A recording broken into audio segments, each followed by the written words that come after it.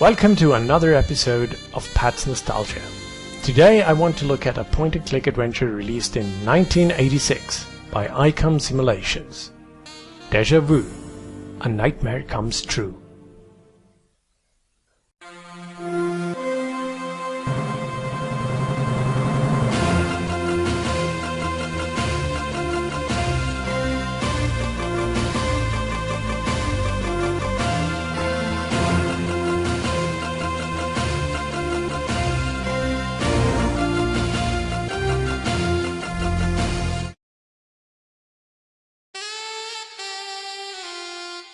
You awaken in a bathroom stall with one hell of a headache and blood on your hands.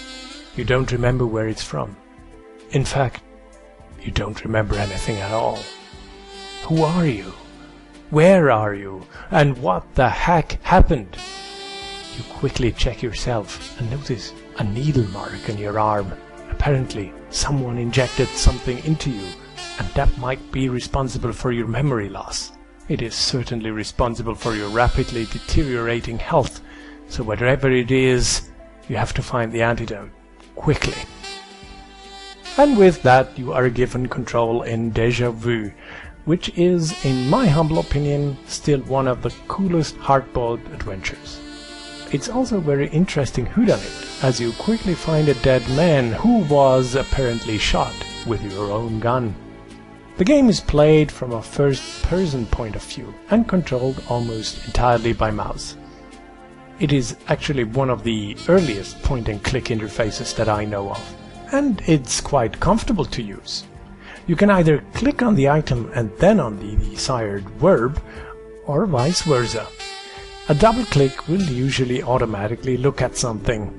Rare exceptions are doors, which will use open, or exits, which will automatically use go. This speeds up gameplay considerably. One interesting quirk of the game is that you need to open things if you want to search them. Often this is somewhat logical, for example, when you open a desk or a cupboard.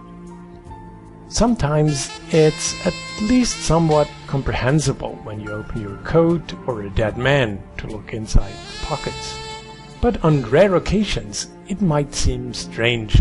For example, when you want to look inside a wastebasket, you still have to open that. A simple examine won't suffice. And once you open something, you will get another window with its contents. This can get a little messy and confusing. Speaking of mess, there are no take or pickup commands. Instead, you just drag and drop items you want to take into your inventory. Since you can take a lot of items, if you want to, your inventory can get quite cluttered fairly quickly. That said, it really doesn't harm the game at all. Quite the contrary. I feel like this kind of interface works really well with a game like Déjà Vu. In fact, I honestly believe that this and its sequel, Déjà Vu 2, Lost in Las Vegas, were a lot better than Uninvited or Shadowgate, two other games that use this interface.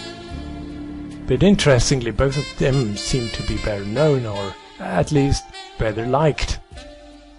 I can only imagine that the amnesia plot of Déjà Vu might seem like, well, just another amnesia plot. But even if it might not look like it from watching this review, the plot is actually quite suspense-packed. Finding out who you are and what happened is a lot of fun, even if you do need to save often, as you can die quite suddenly. Thankfully, some of these encounters that could mean your death can be solved rather violently. Very early in the game, when you explore Joe's bar, you find out that you seem to be an ex-boxer called Ace, which is more helpful than you might think.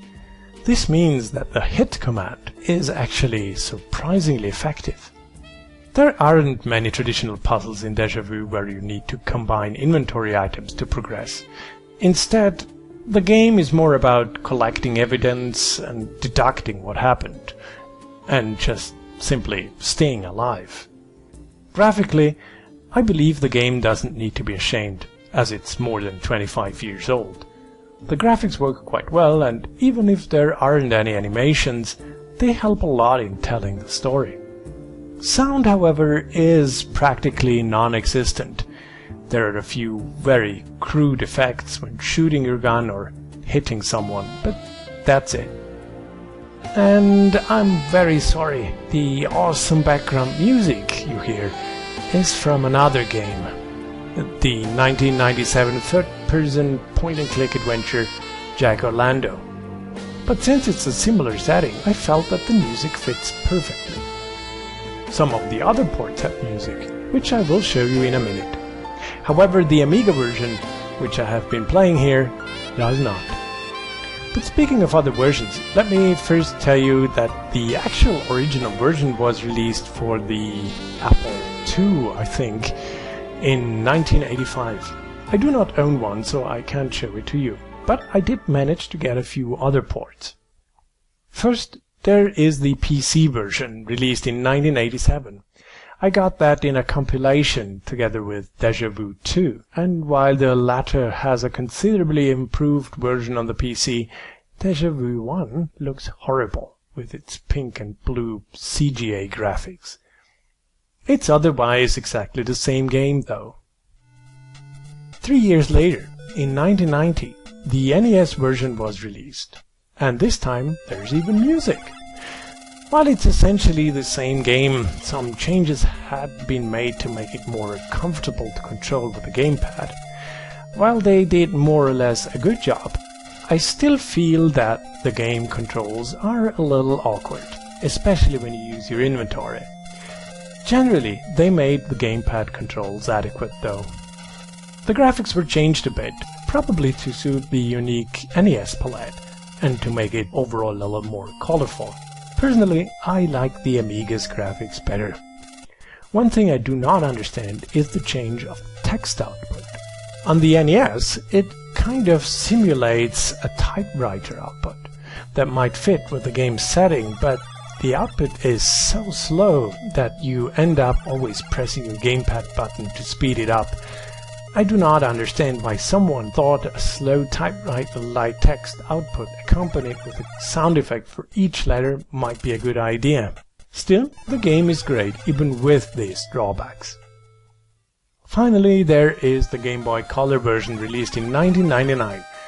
Despite the smaller screen, they managed to upgrade the graphics once more, which makes the Game Boy Color version the most colorful one. They reused the music from the NES version, but thankfully made a new interface. This time it's based on a notepad and handwriting. And while it is still pretty slow whenever you don't press a button, it's generally quicker and has no annoying sound effects. Interestingly, in this version they changed Joe's bar to Joe's place, which now seems to be a cafe. Anyway, I still believe that the graphics of the Amiga version fit the game better, but if you want a portable experience of Deja Vu, there's nothing wrong with the Game Boy Color version. Besides, Deja Vu 2 is also included. And before I forget, there has been a remake for Windows 3.1. I don't have it and I don't know how hard it is to get to run. From what I've seen, the game doesn't really look better.